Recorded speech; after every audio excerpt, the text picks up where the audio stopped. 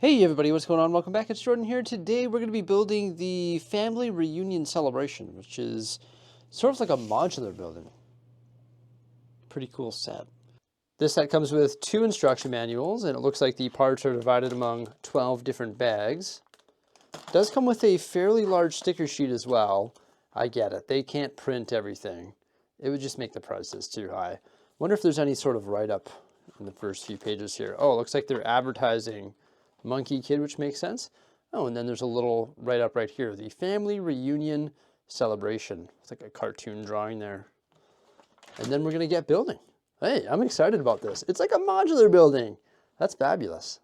Lunar New Year sets are always impressive because they come with so many minifigures. This one comes with 13 figures. How crazy is that? They all come with some pretty cool decorated torsos and accessories such as cell phones, flowers, teapots, cameras, and I really like this one on the end. It's like a dragon. Look at the head decoration that he has there. That is fantastic. You also get a dim sum cart and a little food cart. The dim sum cart is pretty neat. You've got your chopsticks, a fork, and then also the sticker elements on the top. So a ton of minifigures in this set. And those stickers actually do a great job of decorating the exterior. I really like this double-sided sign right here. It's got the circular sticker element and also the banner. I really like the color combination that was used in this set. It's actually fabulous. You got the sand green, the dark green, tan, dark tan, gold. Plus the sidewalk is interesting as well because once again you got some more colors, some random studs throughout, and also this little curved tiled off plate on the end there. On this side we've got a fish tank, which is double-sided so you can see it inside the restaurant. And then there's also this fence element which is mounted vertically. Up top here there's some more fence elements. Those are just so interesting. I love the shape of them. I know it's not a new part, but those are just really nice. Also you got the frogs and the flowers, both in gold to add some nice decoration to the exterior of the build as well. The front entrance right here, it's got stickers surrounding it on those red tiles. There are some ingot tiles just outside of the front entrance and the sidewalk there, once again adding some more texture. I really like these door elements. It's cool. They're just like a wider double door. Then this flower right here, which is like 2 4-sided snot bricks stacked on top of one another. And then the leaf elements with those like microphone pieces, like the orange ones there. Pretty neat. These circular windows and behind, which are built using inverted arches and regular arches. This little stand right here, I'm not sure what they're selling, but it's like the leaf element with the like pink circular piece that actually has like a little knob on the end of it so you can stick it into the leaf element. And I really like the way that this is at an angle here, and the covering is really well built with the shield tiles and also the curved slopes, and there's a little sticker element there to add some details. To the left of that plant there is some crates with some with another one of those like leaf elements with the pink pieces. I don't know what they're selling there. I know they're selling flowers over here. Maybe it's just a different type of flower, but there is a bowl there as well. The flower stand is pretty neat. I like the awning going over top in the orange and yellow color. And there is a sticker element behind it as well. And then to the left of that, there is like, I believe somebody has been painting characters. You see these like candlestick elements with the black flames? That's such a neat way of creating a like wet paintbrush. And they've been doing some painting there on that 2x2 tile, and you can see another one on the easel right there below the heater.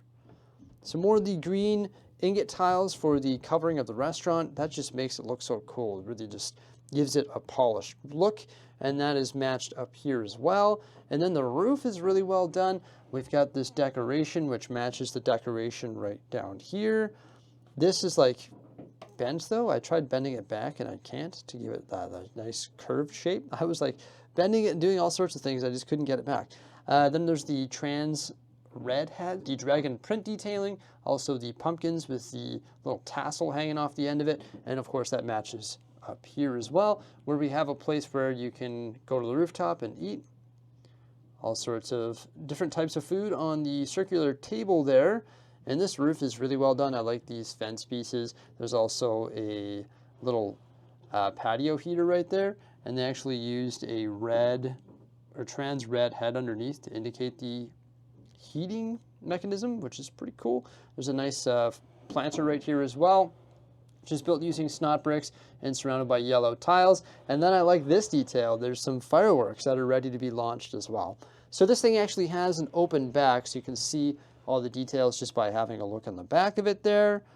But it is also modular as well, so you can actually remove the roof and the second floor. When you come in the front entrance, it's nicely tiled off. There's a couple studs on those jumpers there. There's a doormat, and then there's a little reception desk, which has a computer. I like the curved shape of that. And then once again, the fish tank is double-sided, so you can take a look at it from that side.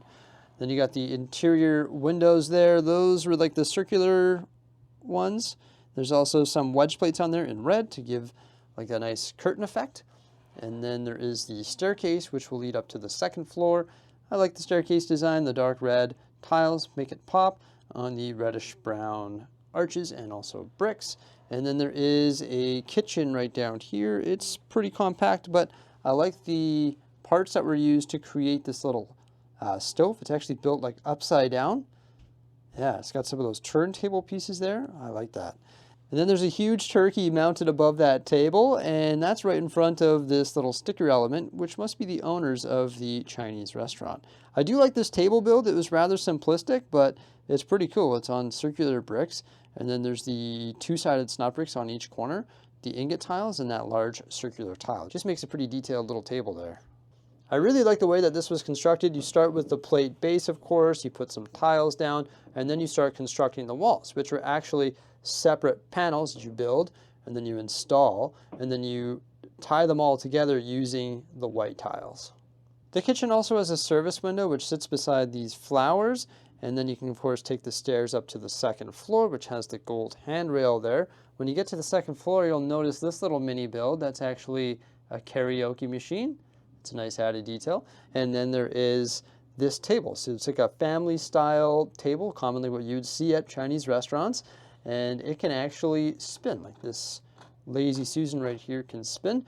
And I really like the 1x1 circular print pieces that were used to represent ramen or pho, whatever you want to call it, in those bowls there. So pretty cool little build for that table. And you can see there's all sorts of sticker decoration. And then those gold fence elements really make this floor pop as well. And then there's some more sticker elements right here. And that's above this door, which actually leads to this small little washroom. Because it's an open back, there's not a whole lot of space here. Like, look at that. The stairs lead right into the washroom door. Definitely unrealistic, but I like the fact that all those details are there. I forgot to mention that this right here is actually a removable panel, and that's right behind the service desk. And when you pop that out, you'll be able to place your minifigure behind the service desk, and there is a sticker decoration there. These are like my least favorite stickers to apply. The ones that go inside the 1x6x5 panels, I like always mess them up. I really like the roof design and also the way the roof attaches to the structure. When you have a look, there's actually two layers of brick. And the first layer uses those 1x3 panels with the dark tan snot bricks on either side.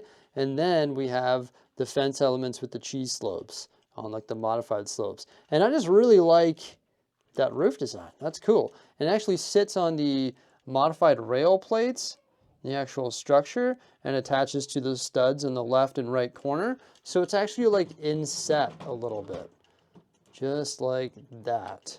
And I just think that was really clever. I really like the part usage there and the way that it actually sits on the structure. I think that's pretty brilliant. So now I just need to decide how I'm going to treat this building when it comes to placing it in a Lego city. Is it going to sit on a Mills plate? Am I going to remove all of the plates and attach it to a Mills plate?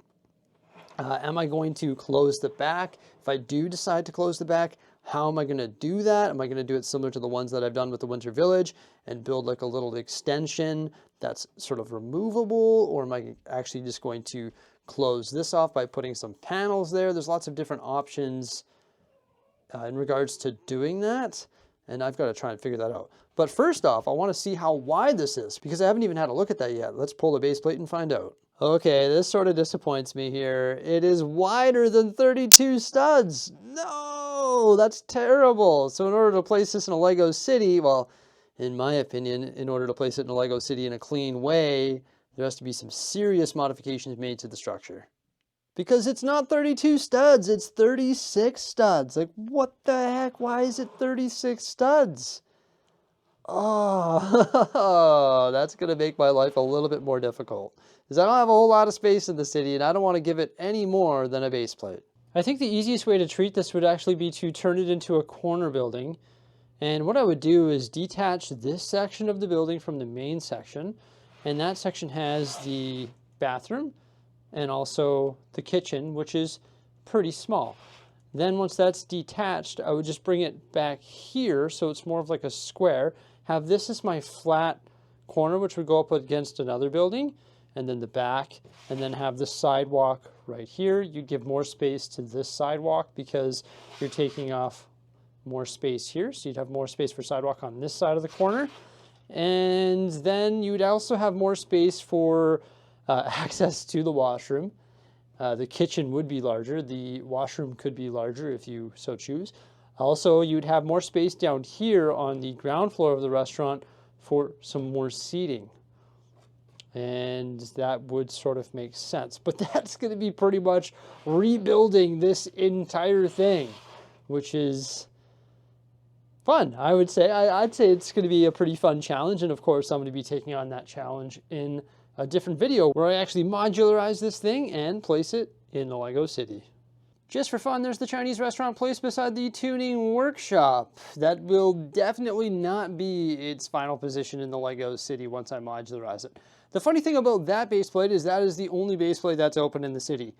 Well, I think there's like a half base plate right here where I have the burger truck, and then another half base plate by the Spring Lantern Festival. Speaking of the Spring Lantern Festival, when I get this thing modularized and placed in the Lego City, that's probably what it's going to sit beside because that just sort of makes sense. But there we have the Lego Family Reunion Celebration, which of course is a Chinese restaurant, 1,823 pieces in this set. It retails for 130 US dollars.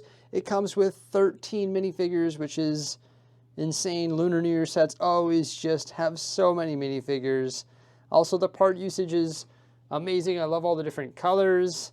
It looks great. Too bad it's going to take a little bit of work to modularize, but it's not really a bad thing, is it? Nothing wrong with that. Putting your own spin on it. I look forward to doing that in the near future, so make sure you stay tuned for that video. Thank you so much for coming on by. Please remember to like, subscribe, and stay tuned. Farewell.